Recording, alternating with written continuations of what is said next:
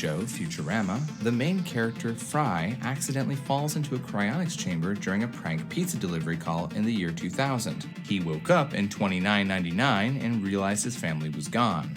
Yahoo! Software engineer and former IEET intern Ben Scarlato suggests, the Futurama episode may be indicative of how cryonicists are sometimes perceived as antisocial and with nothing to live for in the present. In the 1962 sci-fi film, The Brain That Wouldn't, a young surgeon named Dr. Bill Courtner and his fiancée Jan Compton end up in an accident. He survives, but Jan's body is destroyed.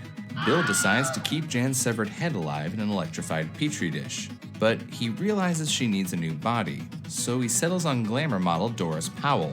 But Jan isn't happy and doesn't want to continue living without her body. She even begs Bill to let her pass away. Writer Zoe Cormier, who speaks of the film in her article The Creepy, Insane, and Undeniable Romantic World of Cryonics, raises the question, how can we be so sure that living forever would be pleasant? Even if daily life right now is an utter joy for you, how can we be so sure that it would be so fun if you lived for several hundred or 1,000 years? There's also the common concern of feeling out of place in the future.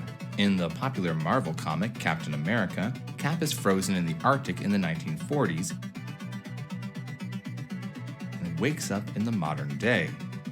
When he wakes up, he realizes that he doesn't fit in. In one of the comics, Cap says, "I'm like a dinosaur in the Cro-Magnon age, an anachronism who's outlived his time." Anachronism is another fancy word which here means a thing that belongs to another time. In the Marvel movies, Cap reunites with his girlfriend Peggy Carter, but sees she's much older now and she eventually passes on before him. Both the comic and movie suggest that getting a second chance in the future doesn't turn out so nice. Despite negative representations in popular culture, there are many people who are interested in or opt for cryonics for certain reasons. Some people feel unfulfilled in life because they have a terminal illness that is currently incurable.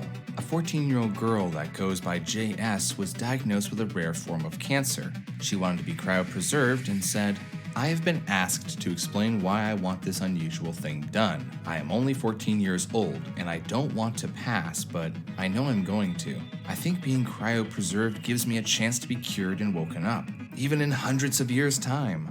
JS passed in 2016 and was cryopreserved at the Cryonics Institute in Michigan, US.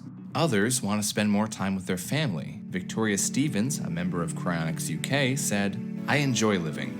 I love my family and I wouldn't want to say goodbye to them forever.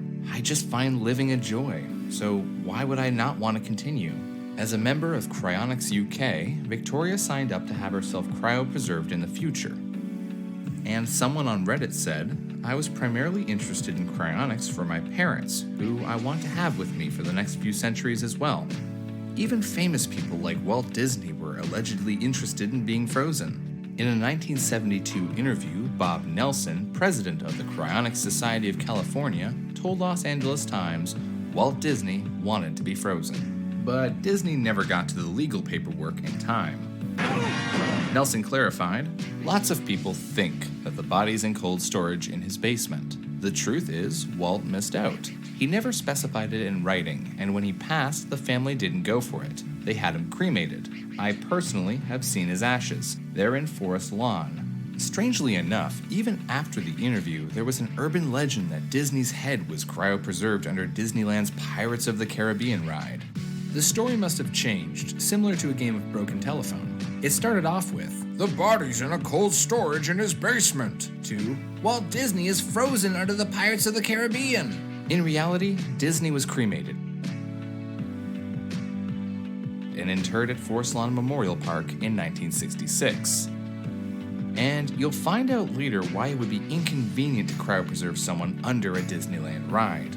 Cryopreservation has been around for a long time, but cryonics on human bodies was first scientifically proposed in the 1960s by Michigan professor Robert Ettinger in his book, The Prospect of Immortality, where he argued the end of life could be reversible. He said, "Frozen after deanimation, whether you pass of old age, disease, or accident, you may be revived and rejuvenated by future technology, if you make the arrangements right now. In 1976, Professor Ettinger founded Cryonics Institute, which provides full-body cryopreservation of humans, pets, DNA, and tissue storage. Ettinger passed in 2011 and was placed in a cryostat, a chamber that maintains very low temperatures, at Cryonics Institute in hopes of being revived in the future.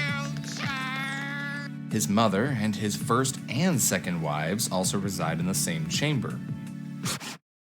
He froze his first and second wife?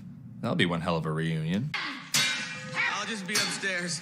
I hope they're not too cold to one another.